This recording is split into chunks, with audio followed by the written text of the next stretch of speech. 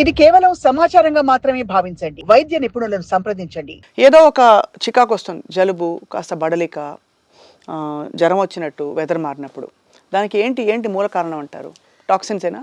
Toxin accumulation ఒకటి, మంచి నిద్ర ఉండట్లేదు, టైమింగ్లో నిద్ర ఉండట్లేదు, సూర్యుడిని ఫాలో అవ్వాలి, చంద్రుడు చల్లదనాన్ని ఇస్తాడు, ఆ టైంలో మనం ఫుడ్ తీసుకోకుండా ఉండాలి. అది కుదరదు, అందరం 11-12కే ఫుడ్ తింటాము. కుదరదు అని చెప్పడం చాలా ఈజీ, కానీ కుదరగలిగితే మన లైఫ్ చాలా బాగుంటుంది. అవును. కరెంట్ వచ్చిన తర్వాత అంతా బాగుంది అనుకోవాలా, పాడైపోయింది అనుకోవాలో తెలియదు. ఇదివరకు రోజుల్లో లాంతర్ వెలుతురు పెడితే పురుగులు వస్తాయి అనే ఉద్దేశంతో వెలుగు పోకుండానే ఫుడ్ తినేసేవాళ్ళు. అవును. సో ఫాలో అయ్యేవాళ్ళు. వెంటనే పొద్దున్నే కోడి కూసిన వెంటనే, ఇప్పుడు కోడి ఎక్కడ కొయ్యట్లేదు, సో కూసిన వెంటనే నిద్రపోతుంది, నిద్ర లేచేసేవాళ్ళు, చక్కగా పక్కనున్న చెంబులో నీళ్ళన్నీ తాగేసేవాళ్ళు, బాగుండేది. ఇప్పుడు మనం ఏవి అవి చెయ్యట్లేదు. కాబట్టి మనం ఇప్పుడున్న దాంట్లో బెటర్గా ఏం చెయ్యొచ్చు అని అంటే, అట్లీస్ట్ కొంచెం లైఫ్ స్టైల్ చేంజ్ చేయడానికి ట్రై చేయాలి. వైటమిన్ సి ఉన్న ఫుడ్స్ ఎక్కువ తీసుకోవడానికి ట్రై చేయాలి. లైక్ డీటాక్సిఫికేషన్ వాటర్ అనేవి కొన్ని ఇప్పుడు చెప్తూ ఉన్నారు, లైక్ అల్లం, కీర, కొత్తిమీర, పుదీనా, వీటన్నిటిని వేసుకొని, నిమ్మకాయ, ఇవన్నీ వేసుకొని వాటర్లో కొంచెం సేపు ఒక 5-6 hours ఉంచుకొని ఆ వాటర్ తాగడం వల్ల కూడా మనకి మైక్రో మినరల్స్ వస్తూ ఉంటాయి. ఇంకొకటి నేను చెప్పేది ఏంటంటే, మోస్ట్ ఆఫ్ ద క్లయింట్స్కి మినరల్ రిచ్ న్యాచురల్గా రావాలి అని అంటే, పొద్దున్నే సముద్రం నుంచి డైరెక్ట్గా వచ్చిన ఉప్పు, ప్యాకెట్స్లో వచ్చింది కాకుండా, దాన్ని ఒక స్పూన్ నీళ్ళల్లో వేసుకొని పొద్దున్న నిద్రలో వచ్చిన వెంటనే ఫస్ట్ ఆ వాటర్ తాగండి. ఓహో, అది కూడా మంచిదా? న్యాచురల్ మినరల్ రిచ్, మంచిది కాదు, అదే మంచిది. అదే మంచిది. ఓకే, మంచిదా కాదు.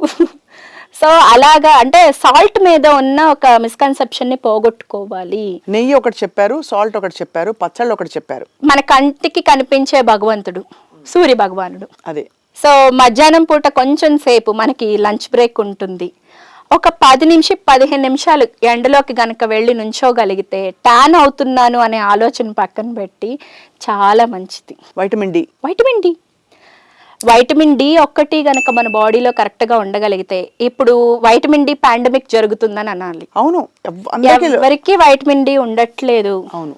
సో వైటమిన్ డి గనక కరెక్ట్ గా ఉంటే అది యాంటీ క్యాన్సరస్ ప్రాపర్టీస్ ఉంటుంది, anti hypertensive, anti diabetic properties ని ఇస్తుంది బాడీకి. ఫిమేల్ హార్మోన్స్ చాలా బాగుంటాయి, మేల్ హార్మోన్స్ బాగుంటాయి. చూడండి, మాకు వచ్చే క్లయింట్స్ లో 32 years కే టెస్టోస్టిరాన్స్ అంతా డౌన్ అయిపోయి సెక్షువల్ ఇష్యూస్ వస్తాయి. It leads to family problems, it leads to mental issues. అవును. సో ఎందుకు అవుతుంది అని అంటే, మన స్కిన్ కింద ఉన్న కొలెస్ట్రాల్, డి విటమిన్ ఉంటేనే మన బాడీలోకి వెళ్ళి టెస్టోస్టిరాన్ గా మారుతుంది. టెస్టోస్టిరాన్ తర్వాత ఈస్ట్రోజన్, ప్రొజెస్ట్రాన్ ఇవి ఫామ్ అవ్వాలి అని అంటే డి కావాలి, కొలెస్ట్రాల్ కావాలి. ఈ రెండు లేకుండా మనకి హార్మోన్సే రావు. అవును అవును, female and male hormones. So ఇవి అంటే ఫ్యామిలీ లైఫ్ బెటర్గా లేదనుకోండి, మీరు ఎంత బెటర్గా పెర్ఫామ్ చేద్దామన్నా కానీ అవ్వదు. ఇలా మూలాలన్నీ మీరు ఎంత స్టడీగా, అంటే ఎంత క్షుణ్ణంగా స్టడీ చేశారు కదా డాక్టర్ జ్యోత్స్న.